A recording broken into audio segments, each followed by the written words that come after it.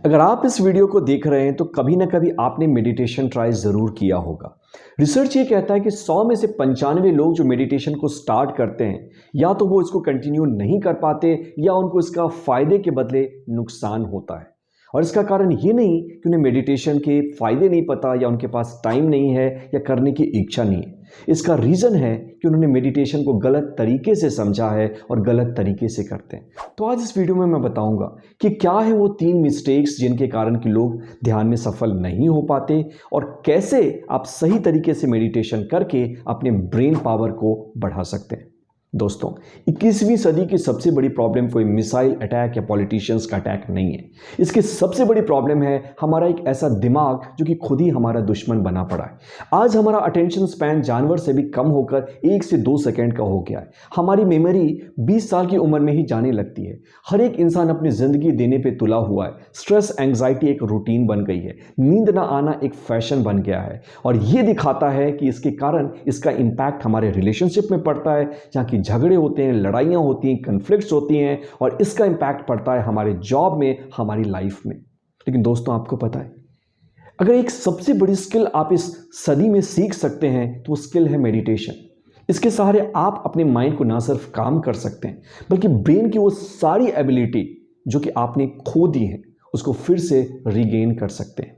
और इसके सहारे ना सिर्फ आप एक थॉट लीडर बन सकते हैं, एक जीनियस बन सकते हैं, बल्कि एक खुशनुमा लाइफ भी जी सकते हैं। मेडिटेशन, जो कि हमारे ऋषि मुनियों ने पूरी दुनिया को सिखाया, आज पूरी दुनिया इसको फॉलो कर रही है। एक रिसर्च कहता है कि फॉर्च्यून 500 की 70% कंपनियां अपने एम्प्लॉयज़ को वर्क प्लेस पे ही मेडिटेशन कराती हैं।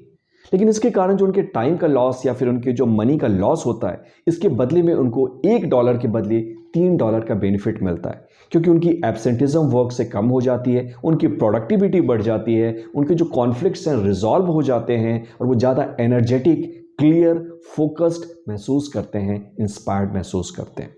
टिम फेरिस ने एक रिसर्च की थी सक्सेस साइकोलॉजी पे ये जानने के लिए कि वो क्या एलिमेंट है जो सक्सेसफुल लोगों में कॉमन है।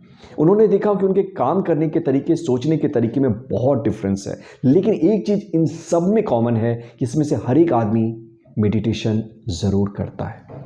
तो दोस्तों, अगर ये इतनी पावरफुल स्किल है तो क्यों ना हम भी इस स्किल को सीखें। क्योंकि रिसर्च ये कहता है कि लॉन्ग टर्म मेडिटेटर्स की जो एवरेज एज है वो 7.5 साल नॉन मेडिटेटर्स से कम होती है।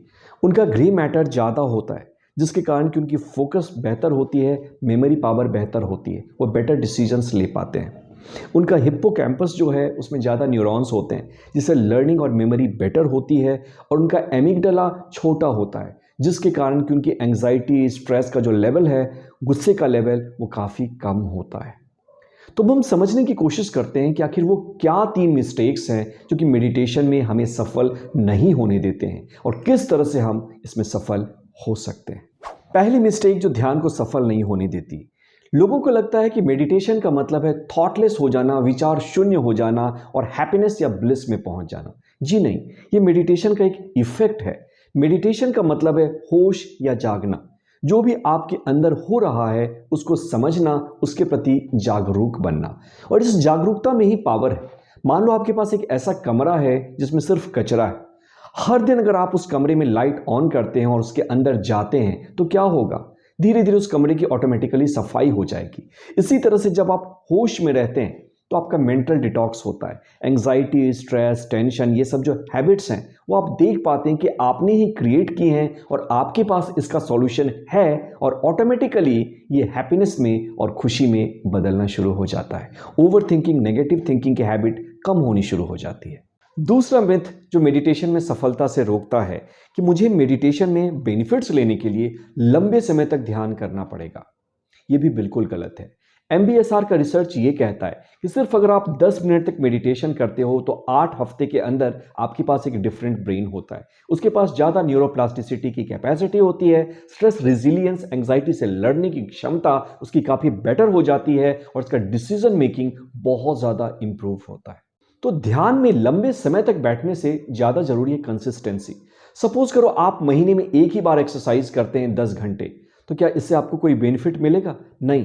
लेकिन अगर आप 5 मिनट या 10 मिनट की एक्सरसाइज लंबे समय तक करते हैं तो वो आपकी बॉडी को, आपके एनर्जी लेवल को इम्पैक्ट करेगा। कहने का अर्थ यह है कि लंबे मेडिटेशन सेशन के बजाय आप शॉर्ट मेडिटेशन सेशन करो, लेकिन रोज करने की आदत डालो विदाउट कंसिडरिंग एनी इफेक्ट। और तीसरा पॉइंट है ध्यान के साथ बहुत सारी एक्सपेक्टेशंस और उम्मीदों का होना। क्योंकि हम ऋषि मुनियों के देश से हैं और हम ध्यान को स्पिरिचुअलिटी या रिलीजन से कनेक्ट करते हैं, तो हमें ऐसा लगता है कि इसके कारण भगवान आएंगे, हाथ रखेंगे, या फिर कोई धुआं दिखेगा, लाइट दिखेगी, वगैरह वगैरह। लेकिन आपको समझना पड़ेगा, अगर आप किसी एक्सपेक्टेशन या कोई इमेजिनरी गोल को चेंज कर रहे हैं, तो हर एक एक्सपेक्टेशन आपके ब्रेन की एक्टिविटी को बढ़ाता है और इसके कारण बहुत सारे लोग ध्यान के बाद थके हुए महसूस करते हैं। उनकी एंग्जाइटी और स्ट्रेस का लेवल बढ़ जाता है, जो कि ध्यान के बाद कम होना चाहिए। देखो, अगर आप मान लो कि कभी निकले और ट्रैफिक आपको नहीं मिली, तो आप हर बार ये एक्सपेक्ट नहीं कर सकते कि जो संडे को एक्सपीरियंस हुआ वही मंडे को, ट्यूसडे को और एवरीडे मेरे साथ होगा। ऐसा नहीं हो सकता। इसलिए हर एक्सपेक्टेशन डिफरेंट है और हर एक्सपेक्टेशंस को आपको अलाउ करना है। तो ध्यान की एक्सपेक्टेशन क्या होनी चाहिए कि ध्यान हमें जीरो एक्सपेक्टेशंस के साथ करना है और इस इंटेंशन के साथ कि जो भी हो रहा है मैं उसको अलाउ करूंगा, उसको जानूंगा, उसके प्रति होश पूर्ण रहूंगा और मेरे अंदर एक इंटेलिजेंस है जो ऑटोमेटिकली किकिंग स्टार्ट हो जाती है, जो कि सारी प्रॉब्लम्स को सॉल्व कर सकती है, मुझे नए इंसाइट्स दे सकती है और मुझे नई एनर्जी दे सकती है। ये तो हुई कि क्या नहीं करना है। अब समझते हैं कि हमें करना क्या है। सबसे पहले आपको यह समझना पड़ेगा कि 5 से 10 मिनट समय मुझे खुद के लिए निकालना है। हमारे पास दो विश्व हैं। एक हमारे बाहर का वर्ल्ड है जहां पे कि हमारा परिवार, करियर, हमारा घर सब कुछ है, हम उसके लिए पूरा समय देते हैं। लेकिन एक विश्व या वर्ल्ड हमारे अंदर भी है जिसमें थॉट्स, इमोशंस, एंग्जाइटी, स्ट्रेस सारी चीजें लगातार चलती रहती हैं। जैसे हम बाहर के विश्व को फिक्स करने के लिए टाइम देते हैं, उसी तरह से हमें अपनी इंटरनल वर्ल्ड को भी शांत करने के लिए थोड़ा समय देना पड़ेगा। अंदर की यात्रा के लिए समय 10 मिनट ही सही, लेकिन रोज निकालना पड़ेगा। दूसरी बात, ध्यान में हमें कुछ फिक्स करने की जरूरत नहीं है। ये इंटरनल वर्ल्ड है, यहाँ पे ऑलरेडी मैकेनिक भी है और प्रॉब्लम भी है। ध्यान का मतलब है होश।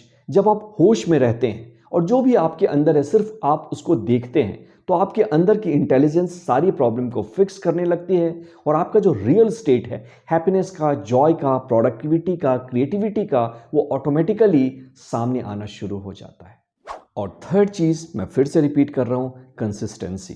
ध्यान वन टाइम शॉट नहीं है, 100 मीटर का रन नहीं है, इट्स लाइक अ मैराथन। इसकी रोज प्रैक्टिस करनी है। जिस तरह से थोड़ा 5 मिनट का एक्सरसाइज करना या म्यूजिक का प्रैक्टिस करना आपके स्किल को या मसल्स को बेटर कर सकता है, उसी तरह से 5 या 10 मिनट का रोज किया गया ध्यान आपके ब्रेन को बेटर करता है और इनफैक्ट आपकी वाइब्रेशन को अपडेट करता है और आपकी लाइफ को बेहतर करता है। और अंत में मैं एक बड़ी इंपॉर्टेंट बात करना चाहूंगा।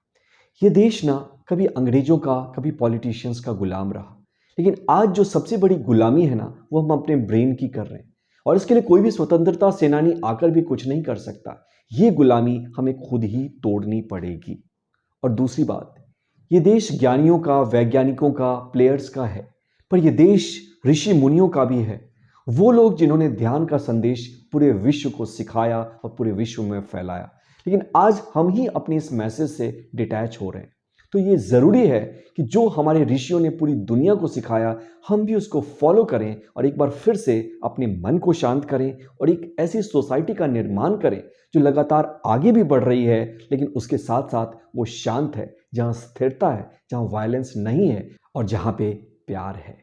आशा करता हूं कि वीडियो आपको पसंद आई होगी। अगर वीडियो पसंद आई तो इस वीडियो के नीचे कमेंट करके हमें बताइए कि आपको क्या अच्छा लगा और आप और किस टॉपिक पर वीडियो चाहते हैं।